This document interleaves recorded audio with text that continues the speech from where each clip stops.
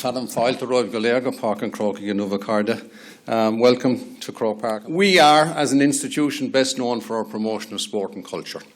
Indeed, our core business is hurling and football. But we also pride ourselves on a wider contribution, I would suggest to you, to communities all over the world, no matter where we are. We have 1,560 clubs in the island of Ireland. We have 450 others dotted around the world. And two of our core values are inclusiveness and respect. And we work hard, arguably, to bring these to life. Our manifesto is Where We All Belong, and they celebrate those values. But they also act as a call to action, I would suggest to you, for us to be aware that barriers do exist to people participating with Gaelic games. We continuously try to reduce these barriers, break down these barriers, and introduce as many people as possible to what we consider to be the best games in the world by far. But we also offer the opportunity as a community-based, volunteer-led organisation that has enhanced the lives of thousands of people around the world to be part of something greater, to be part of a community, a bigger community than just sport. We're open to new discussions, and we welcome the opportunity to participate in conversations like this. And I hope that these conversations will lead to a further diminishing of those barriers that I alluded to in terms of engagement with the GAA. Our gratitude to Peter and the University of Liverpool and the Institute of Irish Studies, our gratitude to the Department of Foreign Affairs for their support of the event, and I hope the conversation attains the level of engagement across the GAA that it well deserves and makes a significant difference for society ultimately. Fáilte Roib Galega, you're very, very welcome. Enjoy the afternoon's conversation and stay for the games. They'll be wonderful. Thank you very much. The theme of speaking Irish, I shall even say some words, and I'm not from an Irish cultural background. Gia Eve, that's about it really. We're doing our best to be inclusive.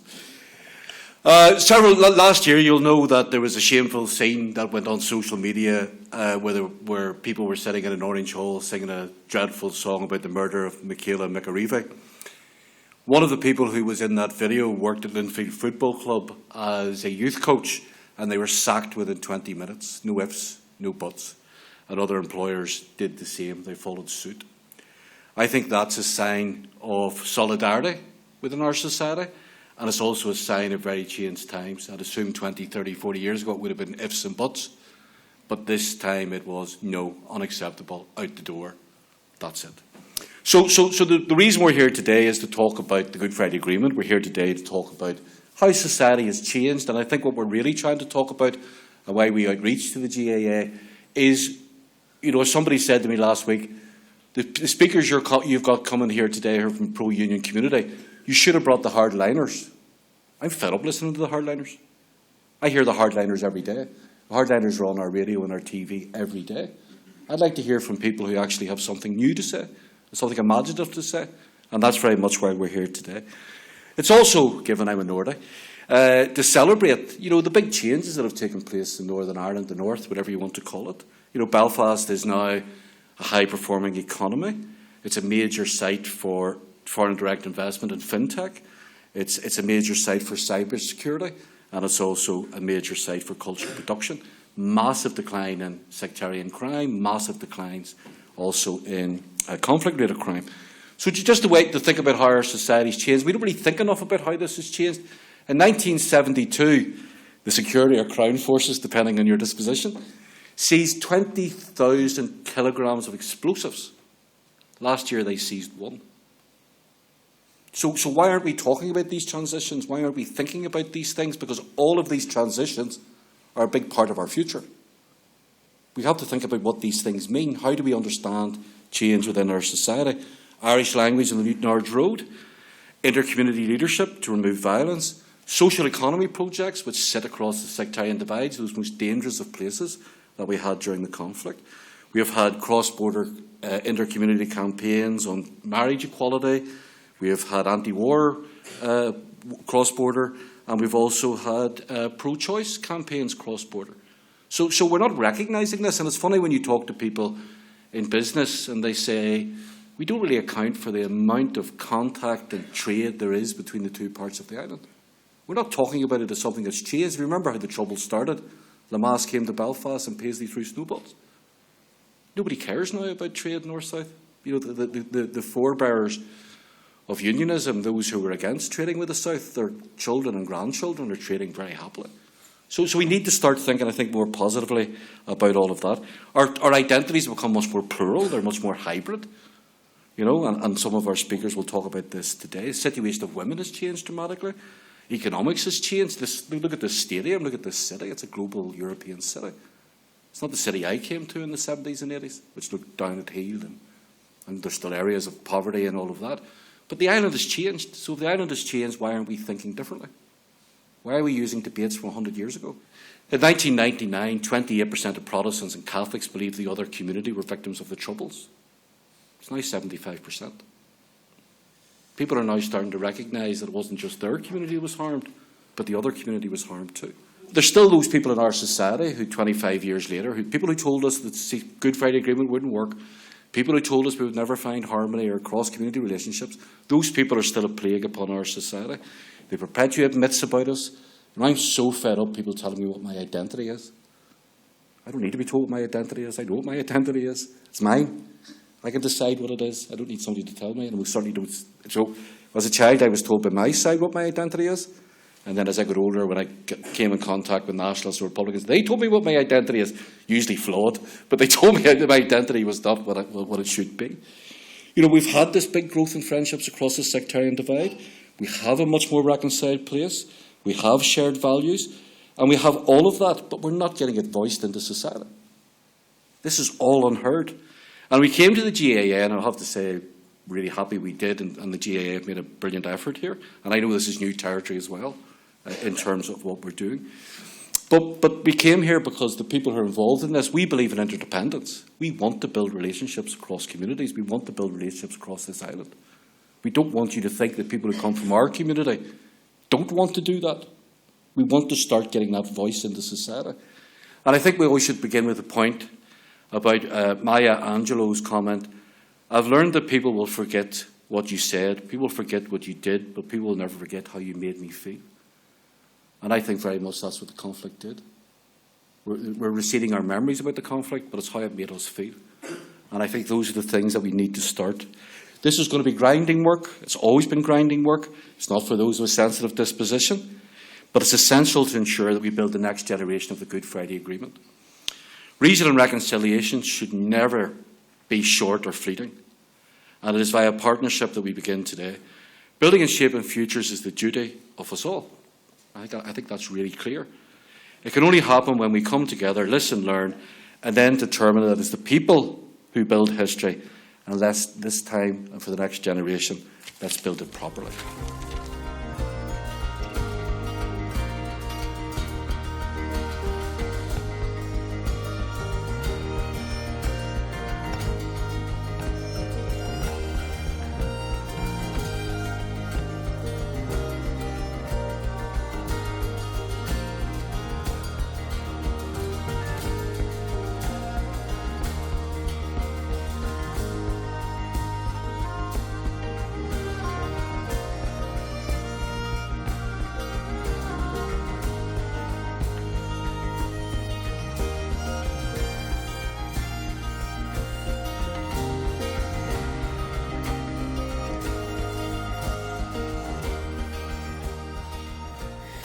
My name is Alison Grundle, which is actually a Swedish name.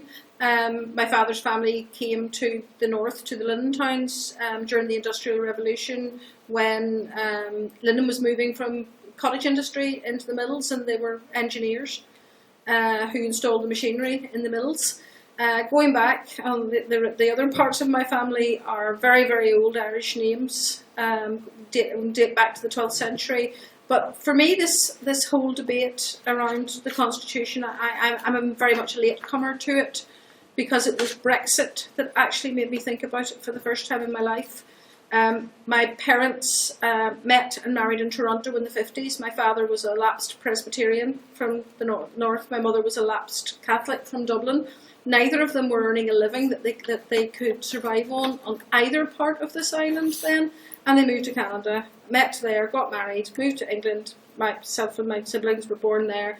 Spent most of my life growing up in Northern Ireland, and then moved back to to England, where I lived for a long time before I came back to the north. So I think I'm very much a hybrid identity. I class myself as British, Irish, and you cannot put a cigarette paper between those two things with me. As I say, half my family live in Dublin, half my Dublin family live in England, and I think it's very much the nature of who we are. That, as Pete said, there is this sense of who people are in a binary, and I think most people I know are much more nuanced than that. I said that I came lately to thinking about the whole constitutional question. Up until Brexit, it was something that I thought it will sort itself out one way or another over time, and when that time comes, I'll think about it and decide what side of the line I think I stand on. Emotionally, conceptually, very difficult for me because I do class myself as British Irish. But Brexit changed everything for me, and the way in which we had an outcome that no one seemed to anticipate, no one was prepared for. We didn't know what was coming. We still don't know how it's going to pan out. And what that has made me really feel very, very strongly about is the need to actually understand what we are talking about when we talk about constitutional change or large-scale change for society on that level. I suppose the interesting thing for me is when I look at the GAA, and when I was president of the Farmers Union, we were going through a period in Northern Ireland where we were losing one farmer a month of farm accidents. There was one fatality a month. It was frightening, the statistics. And when we looked at organisations that we could reach out to that had real deep penetration into communities, it was Brian, it was the GAA that had that penetration. To be fair, the Ulster GAA bent over backwards and promoted it and pushed it and got the message out. Because what we found was that the way you change behaviour is through peer pressure, is through wives, mothers, sons, daughters, grandsons, granddaughters. That's how you change behaviour and turn bad behaviour into good behaviour. So the GAA were instrumental in that. Now, when I went to the Shannon 2018, it was interesting because I had to Google where Leinster House was. Now, remember, I lived 80 miles in Armagh, South Armagh, I lived 80 miles from Leinster House. I didn't know where it was. I hadn't been in Dublin until I was 21 years old. But that wasn't uncommon because that was a consequence of the times we were all living in. When I went in 2018, it was a mind-blowing experience. I was always told Leinster House was a cold house for unionists. It's not. It's definitely not. I have made friends right across the political spectrum. And in fact, the interesting thing for me is that when I would travel from Leinster House to Queen's, I used to do Monday in Queen's, Tuesday, Wednesday, Thursday in Dublin, Friday in Queen's, and then I'd arrive home to farm for 2 days a week and my son would put me in my place again. But when I was travelling from Belfast to Dublin and vice versa, they're two different news circles. It's as if neither existed and didn't coexist, certainly didn't coexist. And I always remember the Shannon was sitting on the 12th of July 2020 and there was a bit of trouble. The press had flagged up a bit of trouble because this seems to be what happens. Bad news sells papers and bad news makes the headlines. So Ivan Yates had rang me just before the Shannon sat on the 12th, it was the last sitting day, and he said, "Oh, there's a bit of trouble in the north, we want to interview you on News Talk or on Drive Time, whatever it was." So I waited round and took the call and said, and I was driven halfway home, and he said, "So what's it like in the north today? On 12th of July, I hear everything's going crazy." I said, "Ivan, the sun's shining, it's quiet, the roads are quiet. Anybody that's at the 12th of July parade's probably out eating ice cream, chips, fast food and seeing their neighbours that they don't see all year." And he says, "But there's bound to be trouble, we'll see cars burning." And I said, "Look, it's quiet, it's not what you imagine it is." So for me, there was a big job of work to do about getting the message that it's not what you read in the papers, that the vast majority, I always remember saying in the Shannon, that the thing that people sometimes miss is the silent majority in Northern Ireland, because there's only two things we know about them. One, they're silent, and two, they're the majority. And this tonight is reflective of the silent majority, because the vast majority of people aren't bigoted, aren't sectarian, aren't progressive, just want to get on with life. And I suppose for me, the light at the end of the tunnel is the young people, the young lads you have outlined on the pitch there, sons and daughters and grandsons and granddaughters, because when my children at 24, 25, 26 sat down to watch the Lost Lives movie, my oldest daughter turned around at the end of it and said, "God, that was a horrible time, but that's history. Not interested." And that's the opportunity we have, and if we need to promote the here and now and the future, and this sort of engagement is a key component of breaking down the barriers I spent 3 years building bridges and breaking down barriers. This is what we need to do a bit more of. My work has always crossed 32 counties. There's never been a border in my work in my professional career. So that's how I grew up, and that's how I bring that perspective to the job every day. I suppose my own background, Rugu agus Togo Gandamarama, so born and raised in Connemara, in very, very rural Connemara, Carnacashel, and Alan knows it well. Gaeltacht, the first Gaeltacht as you leave Clifton and Kylemore heading west. It's a very small community. With the surname McTavish, it wasn't a local name. My dad was third generation Scottish, Presbyterian. I'm very proud of my own identity, but I'm also very open to other people and other communities.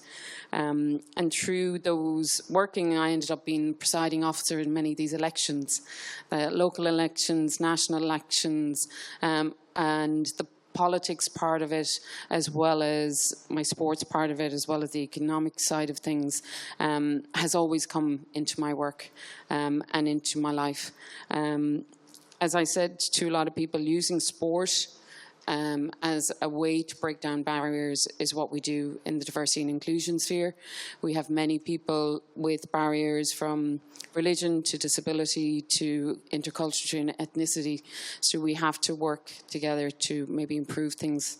And this is what this series has brought, that we can sit and have dialogue, communications, but that we are very open to talk to each other as well. And as Alison mentioned, you know, 2016 was a momentous year for a lot of reasons, but ultimately Brexit. And she made the point, you know, like people voted for Brexit, this new utopia, but it was never thought through. Someone said to me, Brexit was like buying the engine but not seeing the car, you know. And that the Brexit debate has, no doubt, certainly in the northern part of the island, ignited, I wouldn't say reignited, but it was maybe dormant for a while, but certainly has reignited or has given an extra spark to the whole unification question. And it's like everything else, people will fly out from whatever tribe they're in, and unfortunately we do have tribes, you know, and nail their colours to the mast. But I think one thing Brexit did taught us is just thread things carefully and think things through and know exactly what you're voting for, because there's a lot of things that have to happen with regard to. So what does a United Ireland look like? I mean, is it one government in Dublin? Will it be a government in Dublin with like a devolved parliament in Belfast? You know, what will the currency be? Will the voting system be first past the post like it is in Westminster elections? Or will it be PR in what it is in, you know, Stormont Assembly when it meets? And elections here, whatever, all sorts of things. There's a lot of things that have to happen, you know, in terms of thinking things through. How will they, you know, we talked about there are some cross-border things like the electricity grid and that sort of thing. You know, like in terms of the health service, there's some joined up. But there's a lot of things would have to be really thought through before anyone can realistically, I think, you know, like be in a position to say one way or another what way, you know, we think things will work. Of course, there will be a percentage of people who will always say, you know, I'm a die-hard nationalist, I'm a die-hard unionist, and no matter what, I'm not going to change. And we accept that is going to be the case for those people. But there's a lot of people in the middle, and ultimately they're the ones who's going to decide, you know, and it's about getting all sides of the argument. And that's when Pete approached me back probably maybe a couple of years ago, Pete, would it be, since the first approach was made. You know, we thought that this is maybe just a way of doing it, and with the help of the Department of Foreign Affairs, we've held a number of these sessions now in each of the 4 provinces. And it's been good because I don't know how many people here would think of the North too often, and certainly the majority of times, or if you do, you're getting a nationalist voice, and I'd be one of them.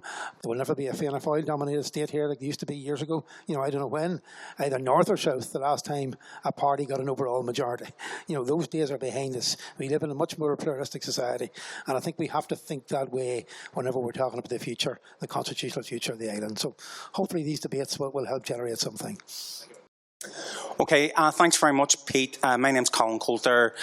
Like to other members of the panel, I'm also from a mixed background. My father's from a very Republican area, Ardoyne, North Belfast. My mother's from Shankill Road, and I grew up in North Belfast. But for literally now half my life, I've worked in North Kildare, and I live in Dublin.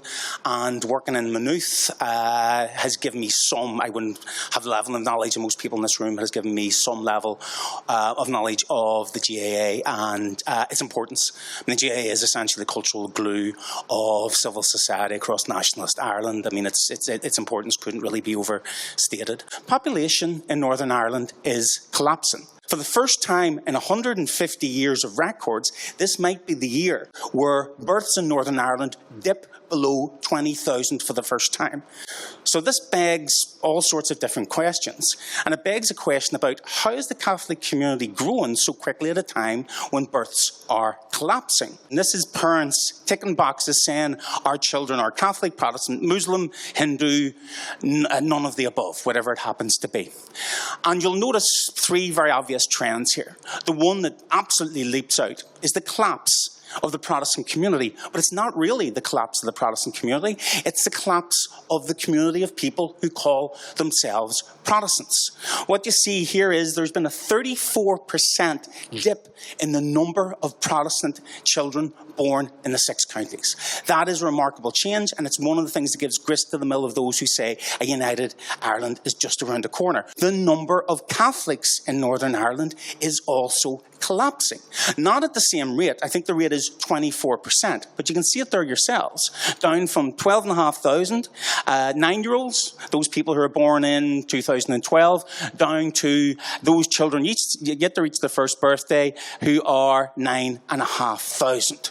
But there's a third leg to the stool, which is that among children under the age of 1, those children who have no religion are now the second largest group. One of the things that advocates Ireland's future, the Catholic community is the young community in Northern Ireland. It is, if you compare it to Protestants. But the Catholic community looks not quite geriatric, but a little bit aged compared to those who have no religion. Now, how does that fit into the two tribes narrative? The big story of the census isn't about the two tribes. It's not about Protestants and Catholics. It's about people who want to be neither. But here's the difficult thing for people from nationalist backgrounds. That these people are diverse, complicated, but they are disproportionately from culturally unionist backgrounds, although they will not use the term unionist to describe themselves. I had the privilege of attending the Dublin meeting before, and I enjoyed that so much that I decided I'd come again tonight. And you know, it has been a lovely night, and we can certainly see the difficulties in integration of all sides and all groups, but the GAA have a major part to play.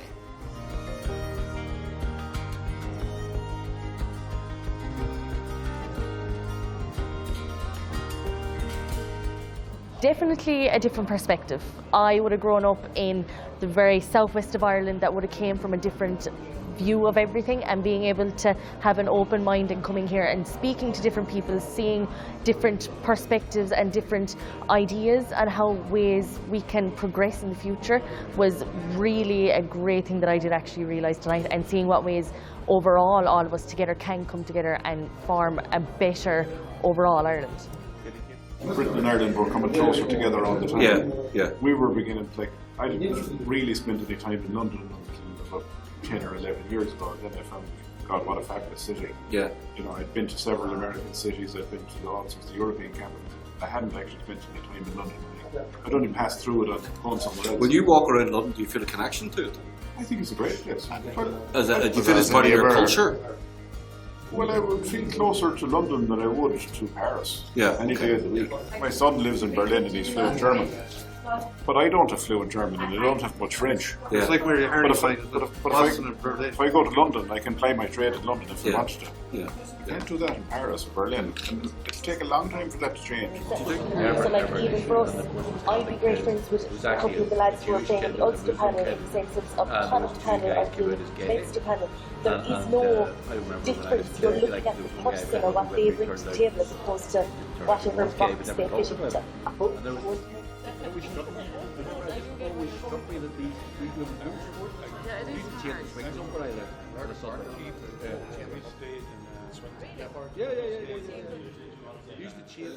The difference between East Belfast playing on cut grass or playing on cut glass can very often just be a comment from the like of me or a leader in the GAA, because one of the areas where we are making the biggest I suppose strides is in East Belfast and South Belfast, and the community there has been very welcoming, because we know that when the GAA move into a community, you will bind that community together.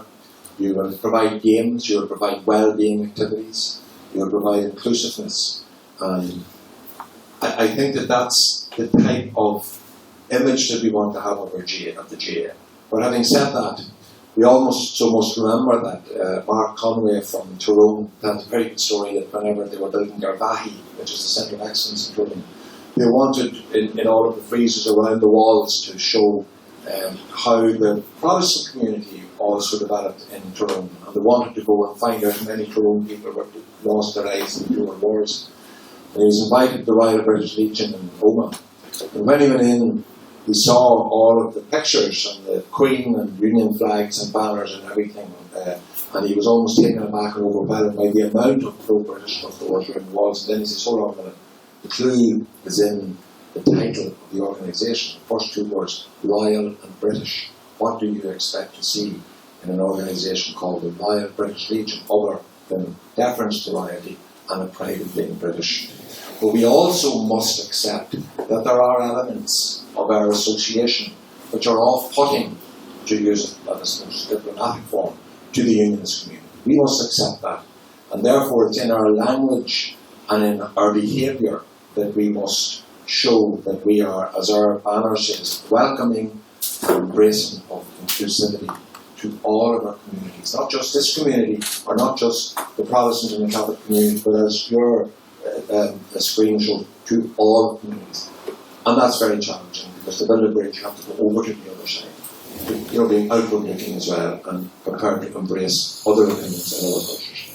So I think just from the work we've done here so far, through the impact of this programme, I've seen the benefit and the impact that will work on my anti-sectarianism work, the training, the education, the workshops, and then also on all the anti-racism discrimination projects that I'm working on as well. So I can bring everything I've learned to my work going forward, and that has given me an even stronger, more positive perspective of things can change and we can build on that. Yeah, that's really good to hear. I mean, I feel that we, in terms of this programme, are sort of on other sides of the argument, but we've got so much in common and we agree on so many things, and fundamentally, you know, we're committed to challenging sectarianism, and I think that's a really good thing. Yes, I do.